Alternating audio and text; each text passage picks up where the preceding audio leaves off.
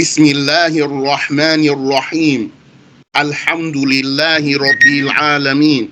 Wassalatu wassalamu ala Sayyidina Rasulillah. Lillahi ta'ala. Correct your intentions. I ask Allah ta'ala to make this easy for me and for you.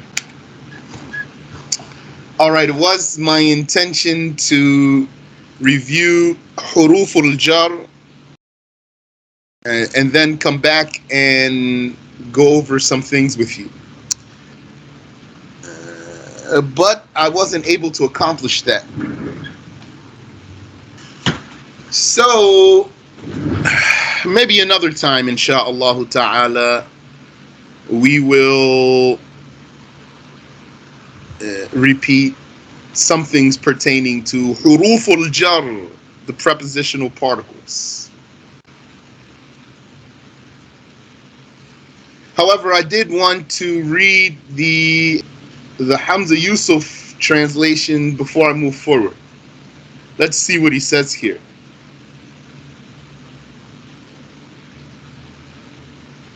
So he says, the Arabic here, the Arabic text, the Matan of Al-Aajurroomiyyah says here, وَحُرُوفِ الْخَفْضِ وَحُرُوفِ الْخَفْضِ, the prepositional particles. وَهِيَ, and they are. So here he has space between wow. In every instance, he has space between wow and whatever it's in front of. So like I told you, what I know, that's wrong. Write the wow as part of the word. And never write the wow at the end of the line like it is here. It wouldn't be just sitting at the end of the line. That's what I learned. There's a book called Sirajul Katabah. Sirajul Katabah. That means the lantern of the scribes. And this book has in it, it's a booklet, very nice one. Such rules that I'm mentioning for you now. Now I don't recall who's the author. So he says, the Arabic says, وَهِيَ, and those prepositional particles are, so if we want, we could put colon here, min, wa-ila, wa-an, wa-ala, wa-fi, wa-rubba, wal-ba'u, wal-kafu, wal-lam, wa-huruf al-qasam. Wa-huruf al-qasam, here he has kasra here. He got this one right up here, wa-hurufi, but he translated it wrong. We talked about that. And here should be a dhamma here, because you say وَهِيَ min wa ila wa an wa ala wa fi wa rubba wal ba'u wal kafu wal lamu wa hurufu al qasam, and the swearing particles. Wahi, and those swearing particles are al waw wal ba'u wal ta. So how did Hamza Yusuf translate that? He says, the particles of khafd are as follows. So he didn't go for like very literal translation. And he could just say, the particles of khafd are, and then remove as follows, and then just keep the colon there. But he added that. I don't find it a big deal. And then he lists them in Arabic without translating their meanings, and without transcribing their sounds. He didn't say in English letters min and ila and an and ala, which, that's the choice. Because you don't want to say, and the prepositional particles are from and to and on and in and like and by and for. Because those aren't the Arabic prepositional particles. And if you just spell them out like this, they are min, M-I-N, ila, and an, and ala. If you just spell them out like that, It's not really the Arabic prepositional particle. That's just like English letters to represent sound for you. So it's a choice to just decide to put the Arabic particle there. I can see how someone would make that decision. They are min wa ila wa an wa ala wa fi wa rubba wal ba'u wal kaf wal lam.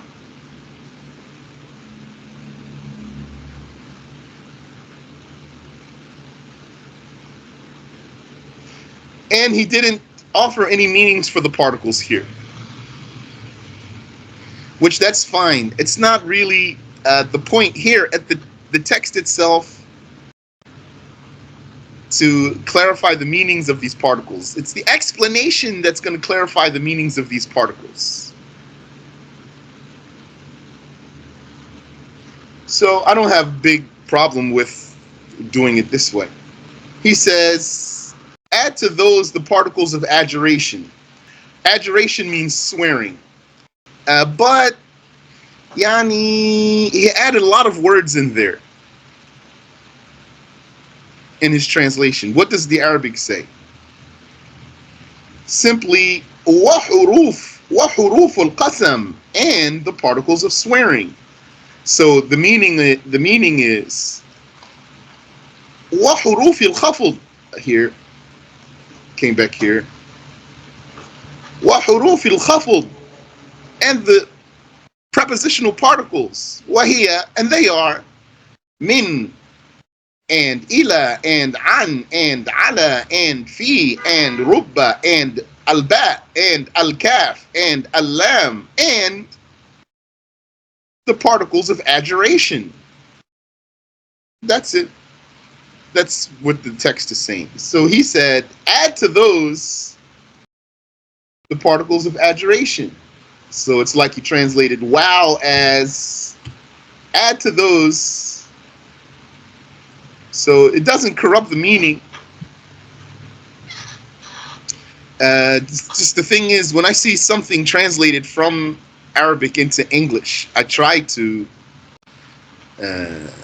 what you call reverse engineer, yani reverse translate it to see what was it in Arabic that's now in English. How would I translate that back into Arabic? So when I look at these English words, it doesn't translate back into to Arabic the way the Arabic is actually. Like the way he has it here, the Arabic would say, according to that, wazid ala dhalik, wazid ala dhalik. So he has some extra words in there. Add to those, but it's not a huge deal. It's a translation style.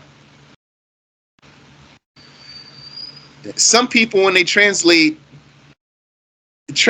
literally, very, very literally, is not really their concern. It's a meaning that they're trying to get across, so they're a little more loose with their translation, or more liberal with their translation. They take more liberties with their translation.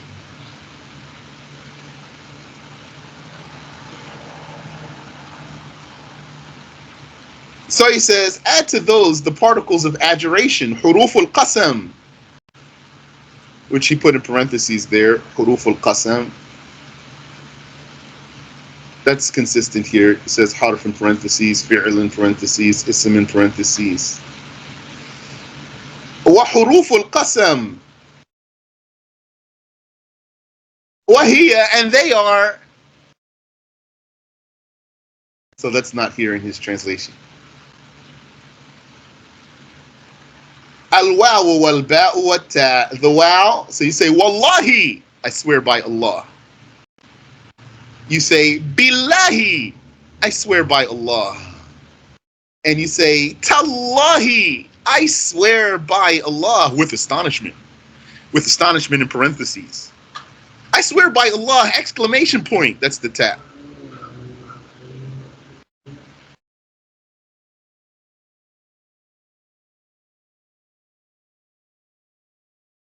And these prepositional, these swearing particles, they have rules we're not going to go into now. Okay, so that's as far as we reached before. So let's get back to our copy that we're relying on. Our nuskha, our copy. So we are here.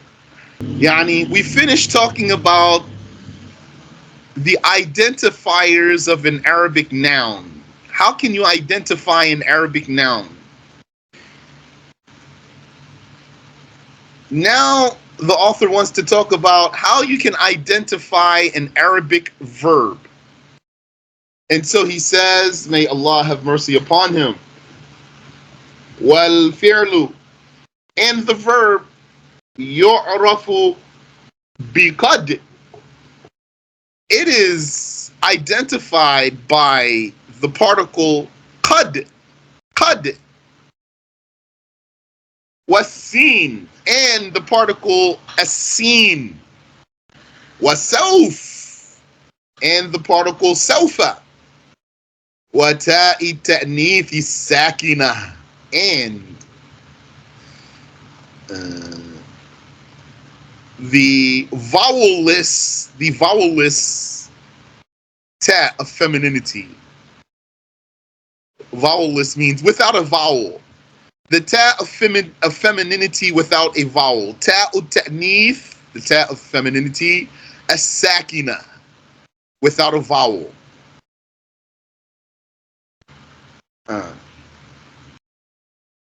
Okay, so that's what he listed for the identifiers of the verb. And also, there are more than these.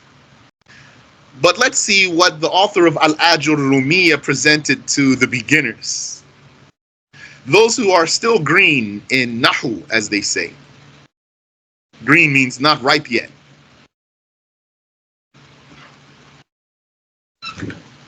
So, wal fi'lu yu'rafu biqad. The verb is known by the particle qad. So, for example, don't you know the iqama? What do you say in the iqama? Don't you say qad qamat as-salah, qad qamati as-salah. So since this word qad came in front of this word qamat, then we know that the word qamat is a verb, because qad is an identifier of an Arabic verb. Or if you wanted to cite someone, you might say, or you wanted to give a citation or a hypothetical statement, you might say, qad yuqal. Qad yuqal. Qad yuqal. So qad here, yani, the word yuqal here, this word yuqal is a verb because of qad coming in front of it.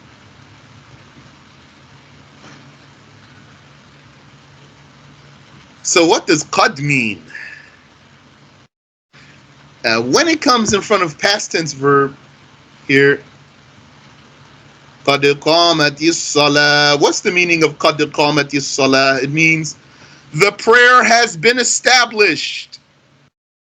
Qad qamati as-salah. The prayer has been established. So when the word qad, this particle, qad, comes in front of fi'lun madin, past tense verb, it has the meaning of tahqiq, that means confirmation.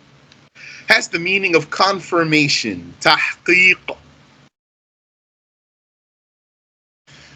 Like here, qad qamati as-salah, the prayer has commenced.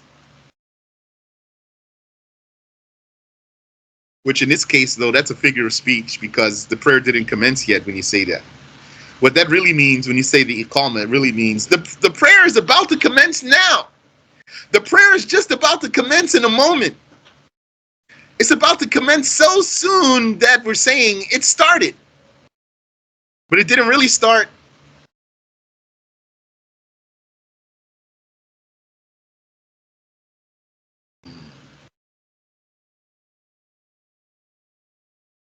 And when qad comes in front of mudari', present or future tense verb,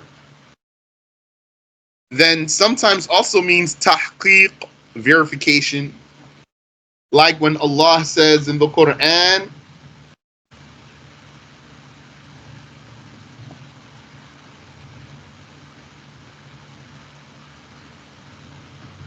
قَدْ يَعْلَمُ اللَّهُ قَدْ يَعْلَمُ اللَّهُ. That means Allah knows. Allah indeed knows. So qad here is for verification. And sometimes when you put the word qad, the particle qad in front of the mudari', present slash future tense verb, it means ihtimal. Ihtimal, that means possibility. So when you say qad yuqal, you're basically saying it might be said, it could possibly be said. So that meaning of possibility comes from the word qad. Yuqal means it is said. So when you say qad yuqal means it might be said. It could be said. So wal fi'lu yu'rafu bi qad. The verb is identified by qad. Okay. Was-seen. And the verb is identified by the seen. What's seen? The seen that's for the future tense. Like when Allah says, كَلَّا سَيَعْلَمُونَ. You've memorized Juz' Amma, yes? كَلَّا سَيَعْلَمُونَ. Here. This scene. So that means here, this word, يَعْلَمُونَ, is a verb. They know. يَعْلَمُونَ, they know. So when you put the scene for the future, then it becomes they shall know. كَلَّا سَيَعْلَمُونَ. They shall know. They shall come to know.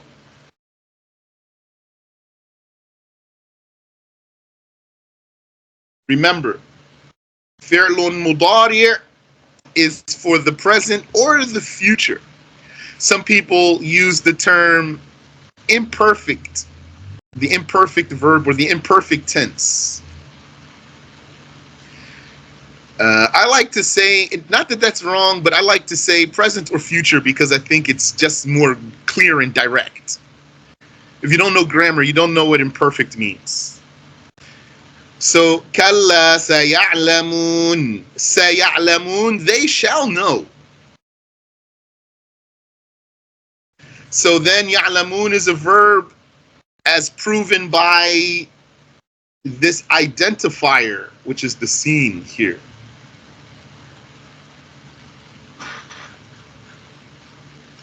And also, so in other words, then this seen doesn't come on a fi'lun madin. You can't say sakama. You can't say sakala. You can't say sadhahaba. Doesn't work. So this seen is exclusive to fi'lun mudari', present slash future tense verb.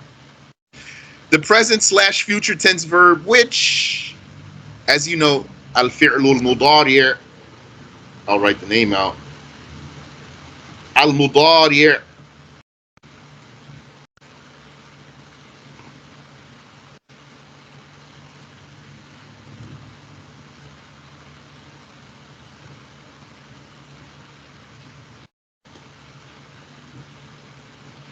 al-mudari', al-fi'lul mudari'.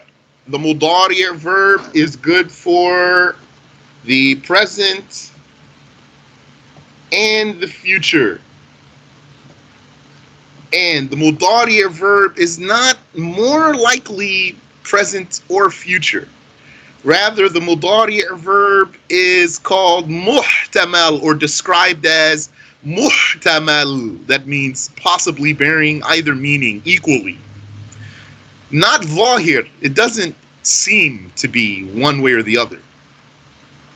Sometimes a word is sarih, explicit, or nas, explicit or blatant, has only one meaning. Sometimes a word is zahir. Zahir means what it seems to mean. That means the meaning that jumps out at you first. And sometimes a word is muhtamal. That means has more than one meaning, and none of its meanings is more seeming. So mudari, verb, is muhtamal, is not more seeming to be for the present or the future, but rather it's possibly for either of them.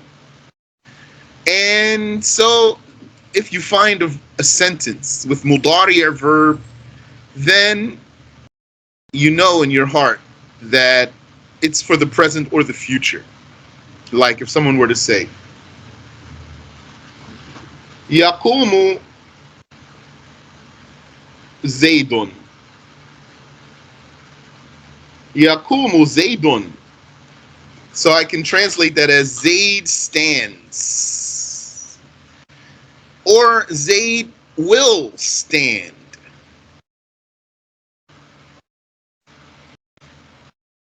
So if I say Zayd stands, that's present. Or Zayd will stand, that's future. That sentence is not more likely, this Arabic sentence is not more likely to mean this one or that one. Unless something comes that limits it to one of the two, such as seen. So then if you said, Sayaqumu Zaydun, now it means only Zayd shall stand in the future.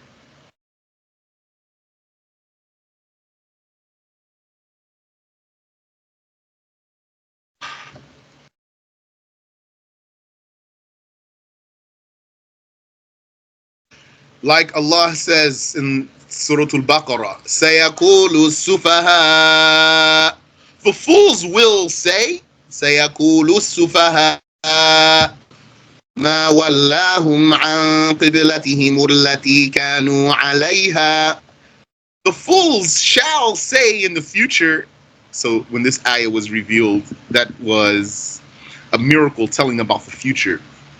Allah braced the believers for what was going to be said. The fools shall say, what has turned them away from their qibla that they were upon?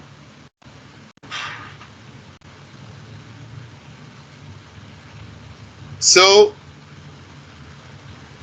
the author says, وَالْفِعْلُ يُعْرَفُ بِقَدْ. The verb is identified by qad. Was seen, and the particle seen, the future particle. Seen is the future particle. They call it in Arabic harfu taswif. Harf at taswif.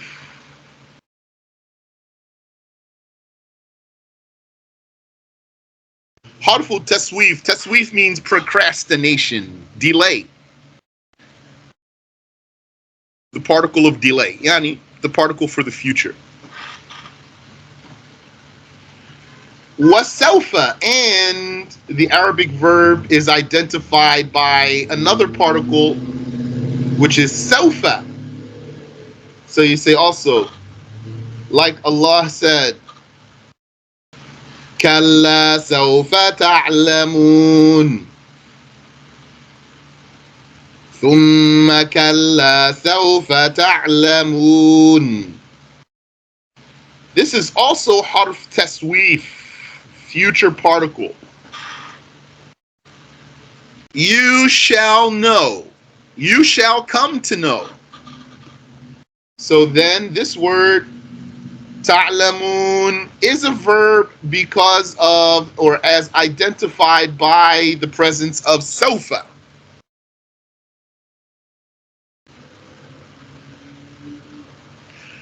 So as you can see, the seen and sawfa both restrict the verb to the future.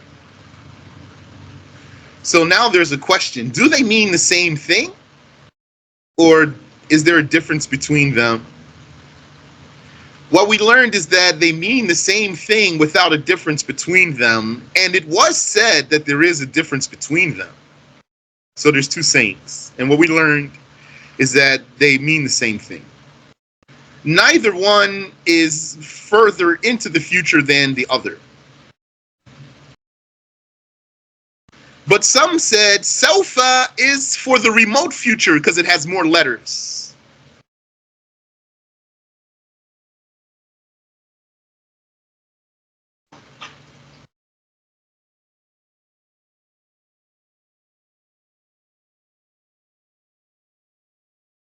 So, وَالْفِعْلُ يُعْرَفُ بِقَدْ. The verb is identified by qad. وَالسِّين, and by seen. وَسَوْف, and by sawfa. وَتَاءِ التَّأْنِيثِ السَّاكِنَةِ, and the vowelless or unvoweled ta of femininity. What's that? That's when you take the past tense verb such as fa'ala. Fa'ala means he did. And then you add a ta with a sukoon for femininity, so it becomes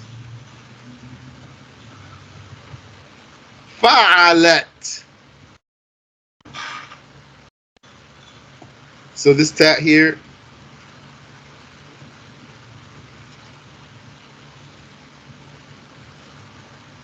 so fa'alat now means she did. So that ta is a sign for femininity, and it's not a pronoun.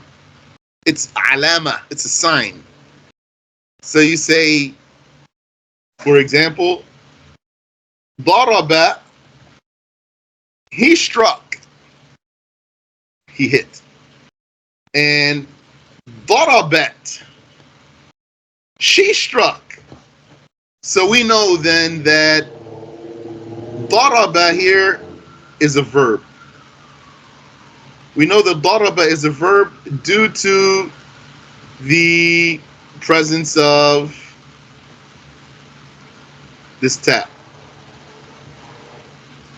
Daraba here is a verb as proven by this ta. That's an identifier for it. Ta'u ta'nithi sakina.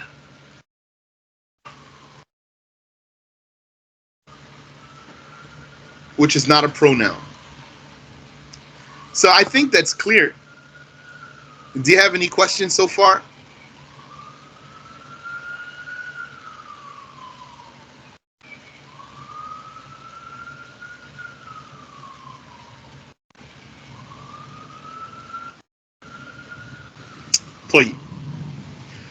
Now I want to give you a benefit. You know, ta'u ta'nith as-sakina. You know you have to memorize these names too.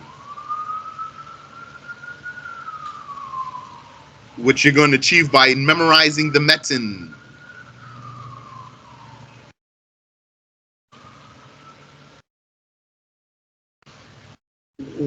What's the benefit I want to give you? There's another ta'u ta'nith, there's another ta of femininity. It's called ta'u ta'nith al-mutaharrika.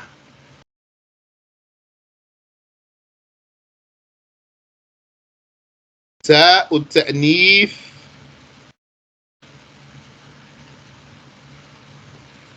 al-mutaharrika. And you need to also get used to my fancy handwriting here. Yani, al-mutaharrika. You see how I wrote that? Look here at this tat here. Here's the tat. That's the tat right there.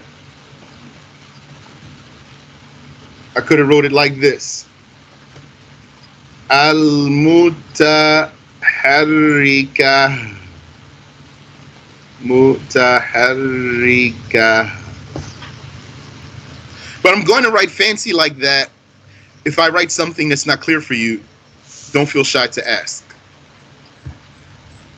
This ta'u ta'nith al-mutaharrika has another name, actually more famous name. That more famous name is at-ta' al-marbuta. Ta' al-marbuta, like when you say Muslima. Here, that's a ta' for femininity. But don't you say Muslimatun or Muslimatin or Muslimatan. So this ta' for femininity here, it takes a haraka. So it's not ta'u ta'nith as-sakina. Ta'u ta'nith as-sakina, the vowel-less ta' of femininity, that's for verb. Now I'm giving you a benefit so you can put facts together. There's another ta'u ta'nith, but this one is opposite, mutaharrika, a voweled ta' of femininity. That one is for Arabic noun. Hopefully that's not information overload and it didn't confuse you. If it did, then just forget about it for now. And just now think about the fact that we're talking about the sign for Arabic verb. One of the signs for an Arabic verb is the vowel-less ta' of femininity. Ta'u ta'nith as-sakina. And that's all the signs for the verb that the author of Al-Aajurroomiyyah gave to us beginners to get us started. And then he said, wal harfu, and the particle, ما لا يصلح معه دليل الاسم ولا دليل الفعل. The particle is that which a noun's identifier is not suitable for it, nor is a verb's identifier. A particle is a type of word that a noun's identifiers do not apply to it, do not identify it, nor do a verb's identifiers apply to it. That means the harf, it doesn't have any identifier other than what?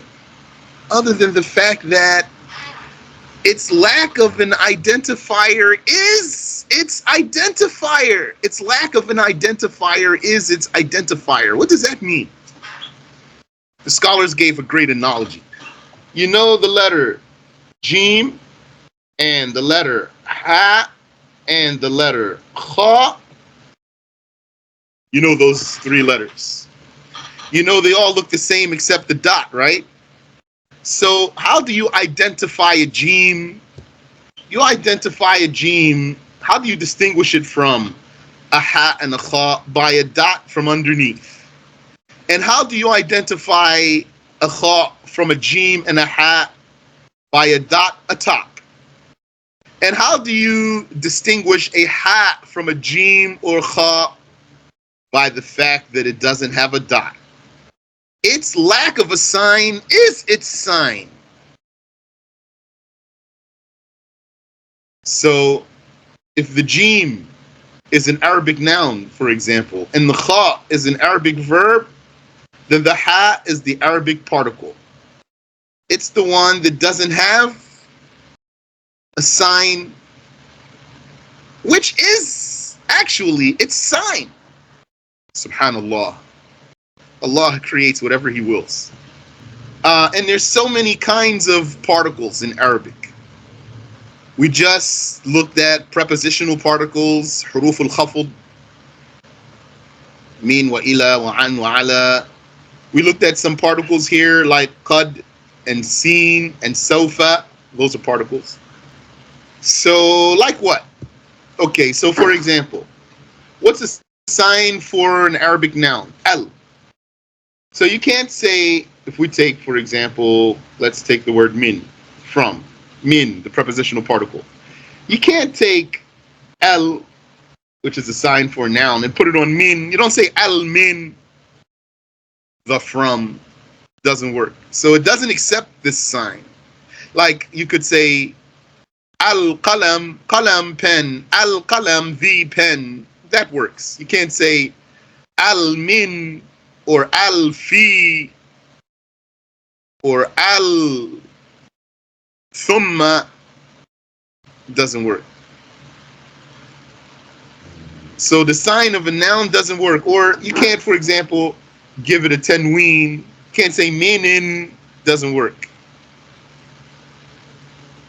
Or you can't, for example, put a prepositional particle in front of it. You can't say fi min, in, from. Doesn't work. So the signs of a noun don't apply, are not applicable to, are not suitable for a particle. And also you can't say sawfa min, will, from, shall in the future, from. Or you can't say qad min, for example. Or samin, or minat with the ta'nith sakina. So it doesn't accept any sign of a noun or verb, and that lack of accepting a sign is its sign. وَالْحَرْفُ مَا لَا يَصْلُحُ مَعَهُ دَلِيلُ الْإِسْمِ وَلَا دَلِيلُ الْفِعْلِ. The particle is what is not good with it, the sign of a noun, nor the sign of a verb. Okay. And now the author wants to go into the new chapter, the chapter of i'rab, which we're not going to start today, insha'Allah ta'ala. So we're going to stop here. But before we go, let's take a look at Hamza Yusuf's translation. So he says, the verb is known by qad, wa sawfa, wa sin. So now he made another decision here. Because English is read from left to right, but Arabic is read from right to left. So what did he do? So actually this is out of order either way. He should have said, if he wanted to go backwards to follow the English, biqad, wasin, wasawfa, going this way. He shuffled them here. Because as you can see,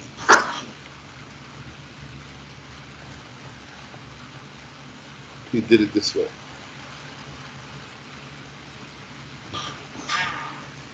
So I think that's a fair criticism, to take the words out of their order. If you want to translate the text, you want to keep them in their order, the way the author presented them. Perhaps the author presented them like that for a reason. So the verb is known by qad. Here, okay, yeah, and you're not going to translate it, and he didn't transcribe its sound, but he put the wow there, and he put the wow here. If anything, what he probably should have done was to say, the verb is known by qad. So he put qad there, and then, like, put qad in parentheses, by qad, and then write the word and. Seen, put seen in parentheses, and then write the word and. Sawfa, and keep it in the order that the author presented it. The verb is known by qad, and, seen, and, sawfa, instead of keeping the wow here.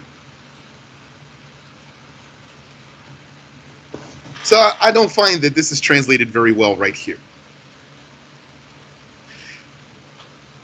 The verb is known by, he says, qad, wa sawfa, wa seen, and forces you to read the Arabic backwards also.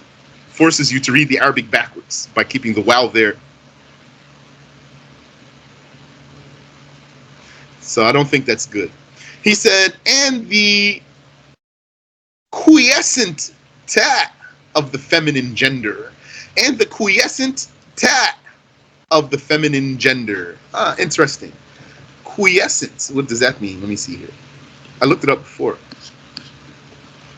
And now I'm going to look it up again. Quiescent. Okay. So quiescent means, it says here, resting, being in a state of repose, still, not moving, silent, not sounded, having no sound. And also it says here, quiescent is a silent letter. So, yani, I don't find that bad. It's not bad. Quiescent. Because sakina, the word sakina in Arabic means motionless. What I've been translating as vowelless without a vowel. Very literally it means motionless. The motionless ta.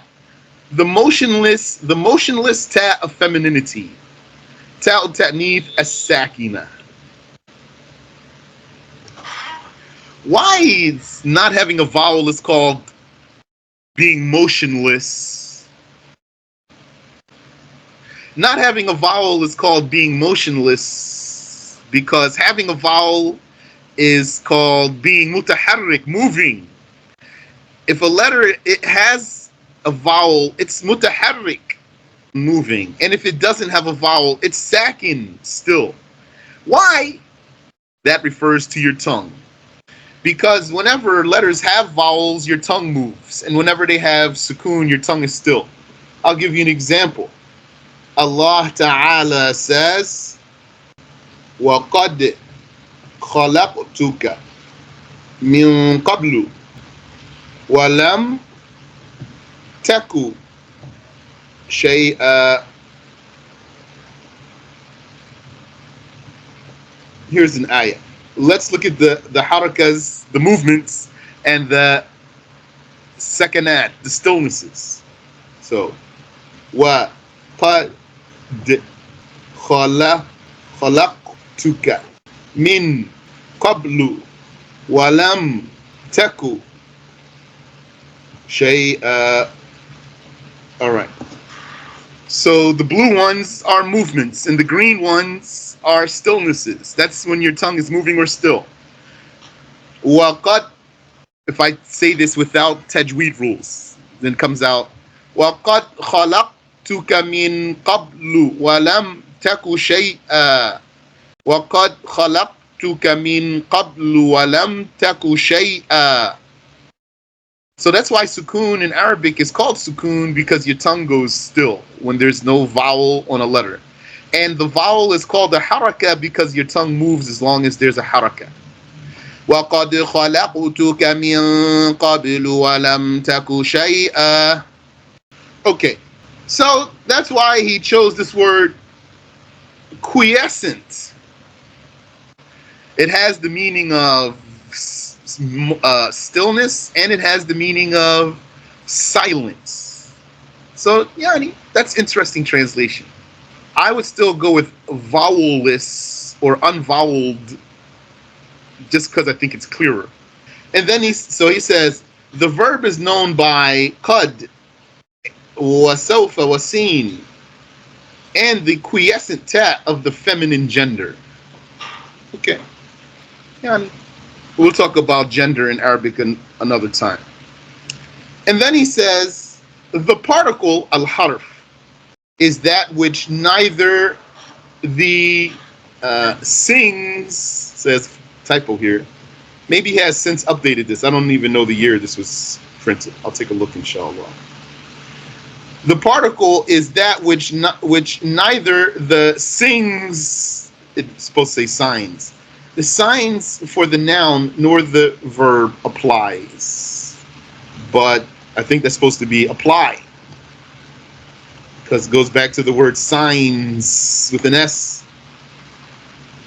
So you're going to say the signs, those signs don't apply. You wouldn't say those signs don't apply. The particle is that which neither the signs for the noun nor the verb apply. So what happens? You're going to get some typos when you put your stuff out. Subhanallah. And sometimes that's embarrassing. Happens to me all the time. MashaAllah. So, what's the quality of this translation though? وَالْحَرْفُ مَا لَا يَصْلُحُ مَعَهُ دَلِيلُ الْإِسْمِ وَلَا دَلِيلُ الْفِعْلِ. The particle is that which neither the signs for the noun nor the verb apply. It's okay translation, little bit lacking because in the Arabic, he repeats the word dalil, the sign. لا يصلح معه دليل الاسم. The proof of an Arabic noun doesn't apply to it. ولا دليل الفعل, nor the proof of an Arabic verb. So he translated dalil as sign here, and he didn't repeat the word sign. He only used it once. He only used the word sign here once, although the word dalil was mentioned twice. And that's contrary to what he did up top here, because although here in the Arabic the letter ba was mentioned only one time, فَالِاسْمُ يُعْرَفُ بِالْخَفْض, it's known by khafd, and it's not repeated, this ba. In his translation up here, he kept repeating by. The noun is known by khafd, by tanween, by the addition. So in that case, he repeated something that's not repeated in the Arabic here. And in this case, he didn't repeat something that is repeated in the Arabic. So I'm just investigating the consistency there. I think, inshallah, it's clear that I'm not I'm just trying to give an honest critique here of the translation. There's nothing personal going on here, inshallah. May Allah protect me. And may Allah protect that brother too. Ameen. Wallahu ta'ala a'lam. Allah knows best. Do you have any question I can answer for you? MashaAllah. So then, maybe we'll still go back to those prepositional particles, inshallah, if I get around to that. Or else we'll just keep on moving forward into the Babul I'rab, the chapter of I'rab.